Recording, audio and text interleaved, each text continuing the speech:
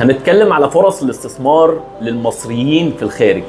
الناس اللي قاعدين بره، اخواتنا وقرايبنا، الدكتور والمهندس والمدرس، الناس اللي هي بتقبض بفرق العملة، اللي بيقبض 2000 دولار او 10000 ريال، وكل مشكلتهم ان هم لما يرجعوا مصر تاني يصطدموا بفرق العملة والتضخم. فاللي كان بيقبض بره مثلا 10000 ريال يعني 100 ولا 150 الف جنيه، بيقبض في مصر 40000 او 50000. فخايف لما يرجع ما يعرفش يتأقلم على نفسه في دخل يوازي الدخل اللي كان بيقبضه بره.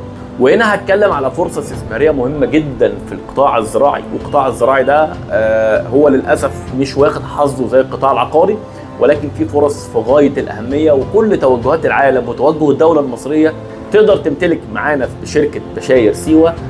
عاملين اتحاد ملاك، تقدر تمتلك من أول 5 فدان ومضاعفاته.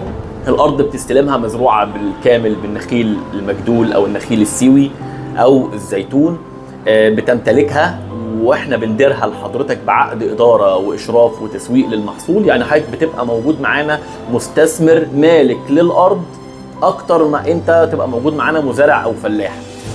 والعقد الرعايه والاشراف ده بيبقى مهم جدا لاغلب الناس اللي قاعدين بره، اللي هم نفسهم يبقى عندهم ارض زراعيه، لان احنا شعب بيحب الارض بالفطره ومش لاقي الفرصه دي لان هو مش فاضي للارض. فاحنا وفرنا على حضرتك ان احنا هنملكك الارض ونديرها لك ونسوق لك المحصول بعائد على الاستثمار في النخل المجدول او السيوي بيعدي ال 100%. يعني فدان النخل المجدول النهارده بتوصل ارباحه لاكثر من مليون جنيه، ودي سلعه معلومه الانتاجيه ومعلومه السعر ومعروف النخله بتجيب كام كيلو والكيلو بكام النهارده. فاحنا ومعروف النخله بيجيب كام فسيله. تقدر تسجل معانا، هنبعت لك دراسه الجدوى والعقود والتفاصيل وكل حاجه من الالف للياء. قبل ما اختم معاك الفيديو ده هقول لك وجه مقارنه سريع جدا ما بين الاستثمار الاشهر والاستثمار الافضل. دايما المصري اللي قاعد بره عينه دايما على ان هو يحط فلوسه في وحده عقاريه. مقارنه سريعه جدا ما بين وحده عقاريه مثلا في شارع التسعين في التجمع بتتأجر ب 50 60 الف جنيه في الشهر، يعني بتجيب حوالي 400 او 500 الف جنيه في السنه.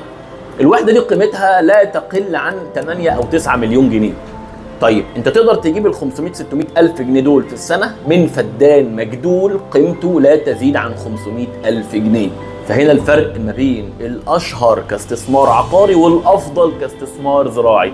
فاحنا جبنا لك الفرصه لحد عندك. سجل معانا، هنبعت لك كل التفاصيل ودراسات الجدوى ونطلعك على المشروعات السابقه بتاعتنا ونعيشك في المشروع قبل ما نملكه لك.